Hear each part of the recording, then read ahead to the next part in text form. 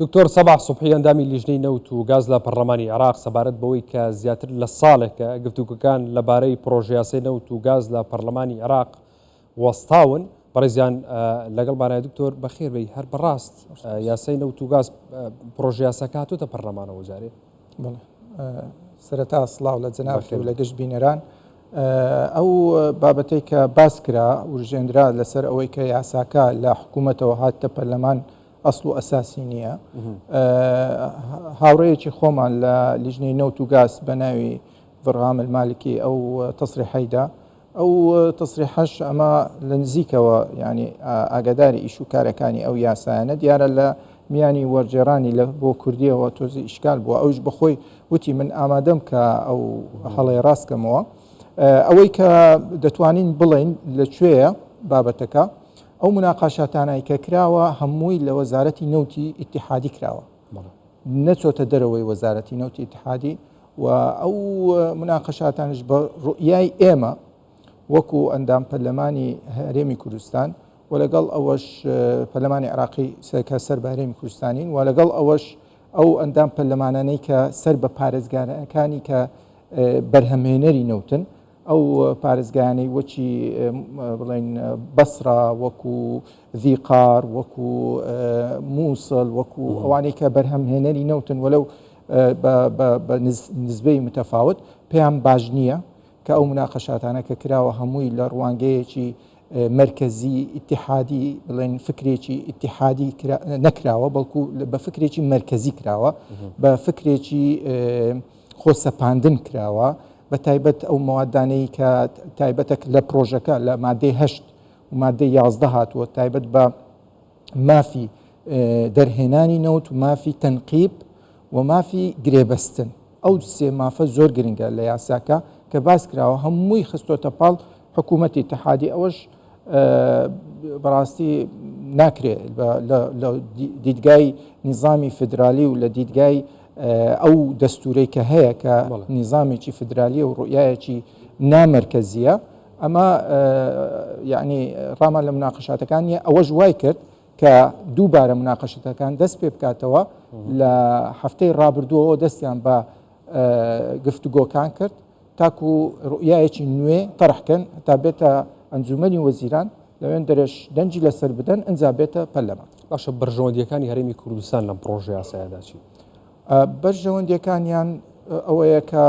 بڵێن خۆی دوو ڕەهەندی سەرەکیە. ڕەهەندی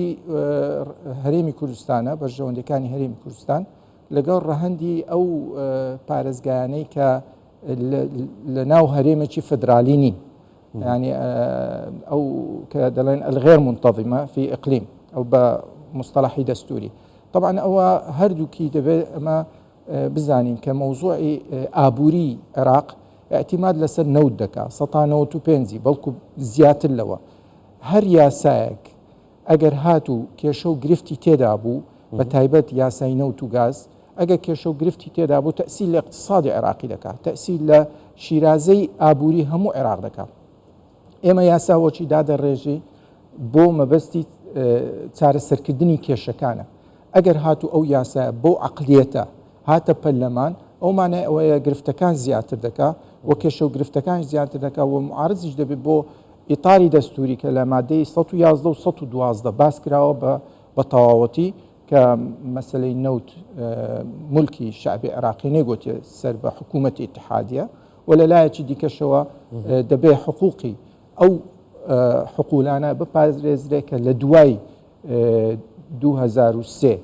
دانرا یان دوای 2005 بە تایبەتی دوای دەستور ئەوە دەبێت ڕوئیایەکی تازە هەبێ و مادەیەکی قانونی معالەجەی ئەو حەقلانە بکە. باشە دکتۆر بە پەسەندکردنیان پرۆژە یاسای ئەتوانین بڵێن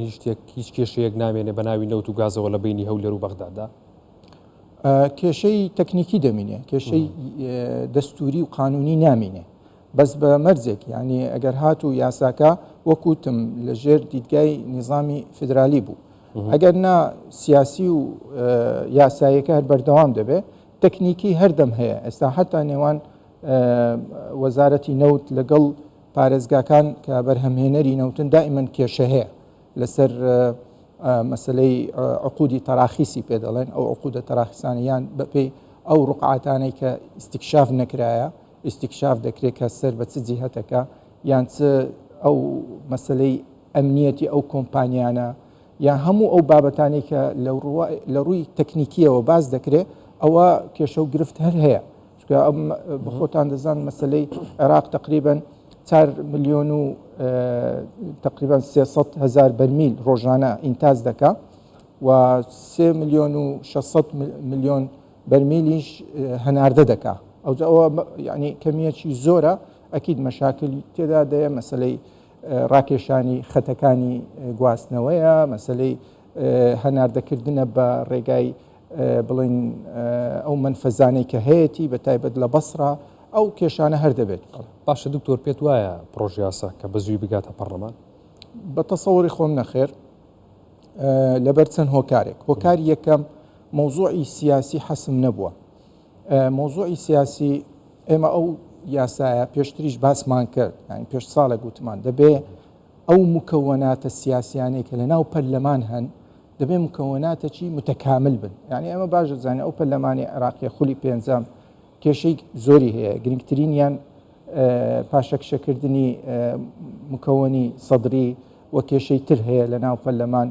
مۆزوعی تەوازن نەبوونی تەوازن یعنی ئەو گرفتانە هەمووی تەسیر دەکات لەسەر تەشریعکردنی ئەو یاسایە لەوانەیە ئەو مناقەشاتانە ئیسیفادەی هەبێت لەبەرچی لەبەرەوەی لە 2007ەوە مناقەشاتانە بەردەوام تاکو ئێستا ئەوە یعنی حەسم نەبووە ئێمە هەموو جار وەصفی ئەو یاسایە دەکەین بە یاسایەکی حاسمە اقتصادی عێراقی هەمووی ئەتیمادی لەسەر دەکا کێشە و گرفتەکان دەبێت چارەسەر بکرا ئەگەر هاتوو ئەو یاسایە نەبێتە مای چارەسەرکردنی کێشەکان دەرنەچێ باشترە باشە دکتۆر کۆتا پرسیار پێت وایە ئەم پرۆژه یاسایە لە ناو پەرلەمانەگراتە پەرلەمان بەزووی تێپەڕێنێ من بە تەسەووری خۆم بەڵێ بەزووی تێدەپەڕێت بەڵام چۆن هەر یاسایەک لە دەرەوەی پەرلەمان بڵێن لە وەزارەت تەحویلی و ئەنجومەنی وەزیران کرا بێتە پەرلەمان ئەو مانای ئەوەیە هەموو لایەنە سیاسیەکان کۆکن ئەجینا هیچ مەجالی ئەوەی تێدا نییە بڵێن وەڵام مادەچیان بەجێهێشتنە زۆر بە حازری و بە ئاسانی دەتەکنەما ئێمە ئەوەی لەسەر شانمانە مناقەشەتێکی ڕۆتینی دەکەین یانیش